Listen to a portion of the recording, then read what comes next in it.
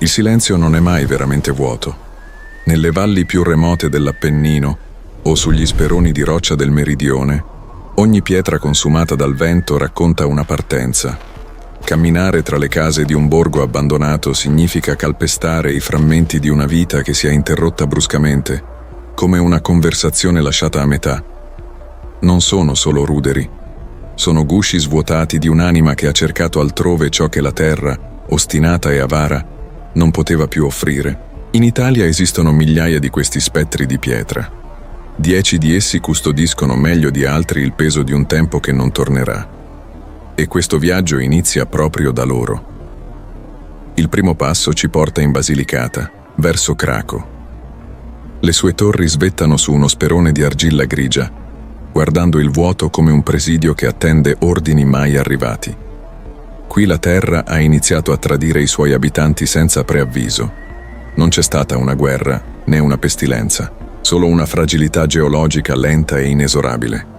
Le crepe sulle pareti domestiche sono diventate voragini, costringendo una comunità intera a smantellare le proprie giornate e a spostarsi a valle. L'evacuazione definitiva è arrivata nel 1963, dopo una frana che non ha lasciato scelta. Oggi camminare tra i vicoli di Craco significa vedere ciò che resta di una dignità ferita dal suolo stesso. Le finestre senza vetri guardano verso la valle come occhi che non riescono a chiudersi. L'erba si insinua tra le soglie, reclamando il dominio sulla pietra lavorata con le mani. Nessuno tornerà. Eppure il borgo è ancora lì, aggrappato alla roccia con una testardaggine che fa quasi paura. In Campania, il borgo di Roscigno Vecchia ha un volto diverso. Qui l'abbandono ha il sapore del quotidiano interrotto. Le sedie sono rimaste al loro posto.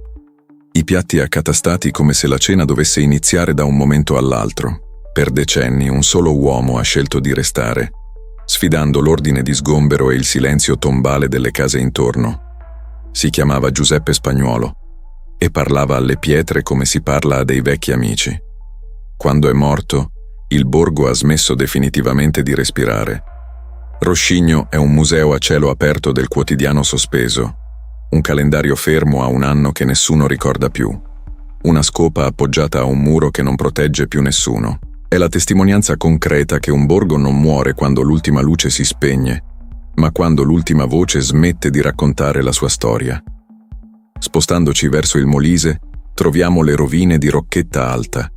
Il borgo vecchio, arroccato su uno spuntone di roccia, è un groviglio di case che sembrano voler tornare a essere parte della montagna. L'abbandono qui è stata una scelta dettata dalla necessità. Le strade erano troppo strette, le infrastrutture inadeguate, la modernità impossibile da portare lassù. La popolazione è scivolata a valle nel corso del Novecento, lentamente, senza drammi evidenti. Solo porte chiuse una dopo l'altra. Guardando le arcate che cedono verso il burrone, si avverte qualcosa che somiglia al rispetto. Non c'è cattiveria in questo declino. Le case, costruite con la stessa pietra della montagna, stanno semplicemente tornando a farne parte, chiudendo un cerchio iniziato secoli fa. Risalendo verso il cuore dell'Italia, incontriamo Castelnuovo dei Sabini, nel Lazio, un dedalo di vicoli che soffocano sotto la vegetazione. Qui a dettare legge è stato il declino demografico, silenzioso come una malattia che avanza senza sintomi. Non c'è stato un evento cataclismatico, solo il lento defluire delle generazioni giovani verso le città, in cerca di un orizzonte più vasto delle colline natie. Ogni porta chiusa, con un catenaccio arrugginito, è il sigillo di una storia familiare che si è chiusa con l'ultimo anziano rimasto. I muri di pietra, che un tempo sorreggevano le vite di centinaia di persone, ora faticano a sostenere il peso della propria solitudine. Non c'è nessuna tragedia da raccontare, solo la somma di 1000 partenze individuali che, messe insieme, hanno svuotato un luogo di tutto il suo senso. In Calabria, borghi come Rogudi Vecchio sembrano scivolare verso il mare, lasciando dietro di sé una scia di macerie. L'abbandono qui è legato a una terra che si sgretola, vittima di un dissesto idrogeologico che non ha dato tregua. Le ultime famiglie sono state evacuate negli anni 70, portando con sé quel poco che si porta quando si sa di non tornare più. Camminare tra queste rovine significa percepire un'inquietudine palpabile. La vicinanza con la forza bruta della natura rende questi luoghi quasi sacri. Sono spazi dove l'uomo ha tentato di dominare una geografia impossibile, per poi dover cedere. Il mistero non sta in leggende oscure. Sta nella resilienza di mura che, nonostante tutto, continuano a stare in piedi, sfidando la gravità con una testardaggine che ricorda quella degli uomini che le hanno costruite. Blocco 1, 980 palavras. Blocco 2, approssimadamente 1000 palavras. Nelle Marche, alcune frazioni del comune di Montefortino conservano i segni di un abbandono che l'umidità e il tempo hanno trasformato in qualcosa di quasi organico. Entrare in una casa abbandonata di queste zone è un esercizio di archeologia domestica. I calendari appesi ai muri, fermi a un anno che nessuno ricorda più, le pagine dei giornali ingiallite che parlano di fatti dimenticati da tutti, creano una dimensione sospesa tra il reale e il residuale. Si percepisce la malinconia di chi ha dovuto lasciare un orizzonte familiare per un futuro incerto. Non c'è trionfalismo in queste rovine, solo la prova concreta che ogni insediamento umano è, in ultima istanza, una scommessa contro l'oblio che si perde quasi sempre. In Abruzzo, nei pressi del Parco Nazionale, alcune borgate minori raccontano un abbandono nato dalla durezza delle stagioni invernali e dalla fuga verso le pianure. Le stalle sono diventate tane per gli animali selvatici. Le stanze da letto, un tempo riscaldate da focolari accesi, sono depositi di polvere e ricordi sbiaditi. È un silenzio denso, fatto di neve e di assenza, come se si potesse sentire ancora l'eco dei passi di chi è partito una mattina d'autunno, convinto di tornare dopo qualche mese, per scoprire poi che la vita aveva messo radici altrove e non c'era più spazio per tornare indietro. Tra le valli del Piemonte, sulle Alpi marittime, si trovano insediamenti montani ormai completamente svuotati. Il freddo è il custode silenzioso di questi villaggi di pietra, molti dei quali sono stati abbandonati durante la seconda metà del Novecento, quando l'industria ha chiamato la manodopera verso le grandi città. Le case con i tetti di ardesia sembrano guardare verso il basso, verso la valle, come se cercassero ancora le luci di un villaggio vivo. Ma laggiù si vede solo il bosco che avanza, divorando i sentieri di pietra che un tempo univano le case. Il silenzio, in queste terre alte, ha un suono diverso. È il suono della neve che cade su un tetto che non protegge più nessuno. È il suono di qualcosa che finisce senza fare rumore. Sull'Appennino tosco-emiliano, borghi come Badi, nell'entroterra bolognese, resistono a malapena all'erosione del tempo. Le case sono costruite per proteggersi dal vento, con muri spessi e finestre piccole. Entrare in queste stanze significa entrare in un mondo dove la luce non arriva quasi mai. L'aria è ferma, carica di odore di legno vecchio e di pietra umida. Il paese conta oggi pochissimi abitanti, per lo più anziani che guardano passare le stagioni aspettando qualcosa che non sanno nominare. Si capisce camminando qui che, se un luogo non viene curato, non viene amato, non viene raccontato, esso smette di esistere nel mondo degli uomini. Diventa solo un nome su una mappa che nessuno consulta più. Una coordinata senza storia.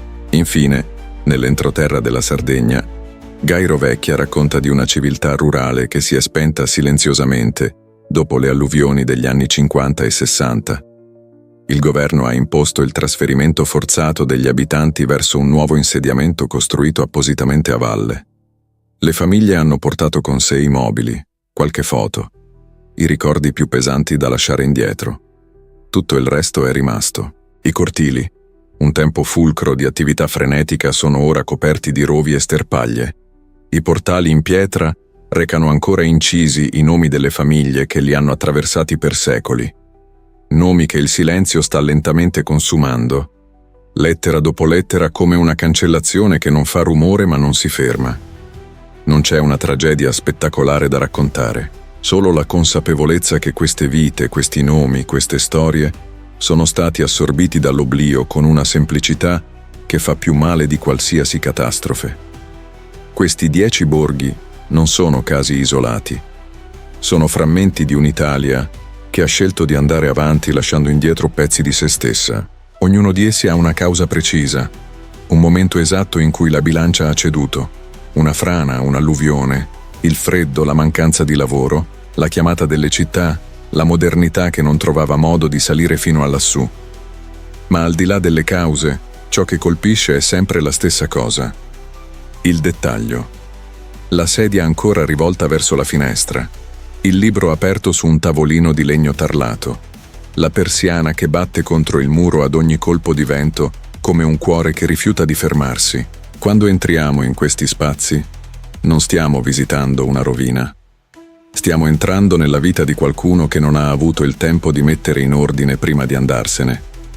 Ed è in questo che risiede il loro peso reale, non nella grandiosità architettonica, non nel valore storico certificato da una targa, nel fatto che c'era qualcuno lì, qualcuno che si alzava la mattina, che accendeva il fuoco, che chiamava i figli per cena, e poi un giorno quella voce si è spenta e le mura sono rimaste ad aspettare un ritorno che non è mai arrivato. Blocco 2, 1010 palavras. Blocco 3, approssimadamente 1000 palavras. La natura non aspetta. Laddove l'uomo si ritira, lei avanza con una precisione metodica. Il fico selvatico che spacca il solaio di una cucina, il rovo che attraversa una finestra senza vetri, le radici che penetrano le fondamenta come dita che cercano qualcosa di perduto. Non è un'invasione ostile, è un ripristino, la biologia che riprende il terreno ceduto in una progressione lenta che non conosce rabbia né pietà, solo la logica profonda del ciclo. Le case, costruite con le stesse pietre della montagna o della collina, stanno tornando a farne parte, mattone dopo mattone, stagione dopo stagione, con una pazienza che gli uomini non hanno mai saputo imparare davvero. Osservare questo processo ci ricorda qualcosa di fondamentale, che la nostra presenza sulla Terra non è una conquista permanente, è un prestito. E come ogni prestito, ha una scadenza. Questi borghi ce lo dicono con una chiarezza che nessuna riflessione astratta riesce a eguagliare. Non attraverso le parole, ma attraverso il silenzio, attraverso le crepe, attraverso l'erba che cresce diritta dove un tempo c'era una strada lastricata da mani che non ci sono più. C'è qualcosa di importante in ciò che questi luoghi conservano, al di là delle mura e delle rovine. Sono le tracce di un rapporto con il territorio che abbiamo perduto. Chi ha costruito queste case non aveva la velocità di comunicazione che abbiamo noi, non aveva macchinari, non aveva energia elettrica. Eppure ogni mattone era una promessa, un patto stipulato con le generazioni a venire. Diceva: noi siamo stati qui, abbiamo costruito qualcosa che durerà più di noi, e chi verrà dopo saprà che questa terra è stata amata. Oggi quella promessa è rimasta senza destinatario, non perché qualcuno l'abbia tradita deliberatamente, ma perché il mondo ha cambiato direzione troppo in fretta per aspettare. Ci sono persone, poche ma ostinate, che scelgono di tornare. Artisti in fuga dal rumore delle città, giovani coppie che cercano un ritmo che non sia dettato dalle notifiche, ma dal sorgere del sole. Essi non cercano solo una casa, cercano un senso. E quando arrivano in questi borghi, quando puliscono una piazza dalle erbacce o riaprono una porta che era chiusa da 20 anni, compiono qualcosa che va oltre il gesto pratico. Ogni volta che una luce si riaccende in una casa rimasta buia per decenni, la storia di quel borgo non è più solo polvere, diventa cronaca, diventa presente. È una lotta spesso impari, è vero, ma è forse la più necessaria che si possa intraprendere oggi, in un tempo che tende a scartare tutto ciò che non produce nell'immediato. Le testimonianze degli ultimi anziani rimasti nei paesi vicini sono l'ultimo legame ancora vivo. Sono loro che ricordano le feste patronali, il sapore del pane cotto nel forno comune, il suono della campana che annunciava non solo la messa, ma anche il pericolo, o una nascita. Quando questi ultimi testimoni se ne andranno, chi saprà che in quella casa viveva un falegname che costruiva i migliori aratri della valle? Chi ricorderà che sotto quel portico si sono giurati amore eterno due ragazzi, che poi la guerra ha separato per sempre? Il rischio non è perdere solo le pietre, È perdere l'aneddoto, la sfumatura, il dettaglio che rende la storia umana qualcosa di vibrante e non solo un elenco di date. Questi borghi sono domande che rimangono senza risposta. Non ci chiediamo solo perché siano stati abbandonati. Ci chiediamo perché abbiamo permesso che il silenzio diventasse l'unica cosa che li definisce. Abbiamo voltato le spalle a questi luoghi, scambiandoli per rovine inutili, dimenticando che in ogni mattone, in ogni lastra di pietra, è racchiuso un pezzo di ciò che siamo stati. Sono le fondamenta di un'identità che si sta sgretolando insieme alle sue case, e forse il vero mistero non è la loro fine, ma la nostra indifferenza di fronte a questo lento svanire. Eppure, in questo vuoto, rimane una dignità antica che non si sgretola con i muri. La dignità di chi ha costruito in condizioni di povertà estrema strutture che resistono ancora dopo secoli. La dignità di chi ha scelto di restare fino all'ultimo, come Giuseppe Aroscigno. Come chiunque abbia guardato in faccia la fine e abbia detto ancora no, almeno per un altro giorno. Sono loro i veri custodi di questi luoghi. Non i turisti che arrivano a fotografare le rovine, ma chi ha vissuto tra queste pietre e le ha sentite respirare. Mentre usciamo dall'ombra di questi vicoli verso la luce aperta del paesaggio, la domanda che resta non è solo perché questi luoghi siano stati abbandonati. La domanda vera è un'altra. Perché abbiamo smesso di guardarli? Questi muri ricordano ancora. Le pietre conservano ancora il calore di chi le ha toccate, ma hanno bisogno di qualcuno che si fermi, che ascolti, che racconti.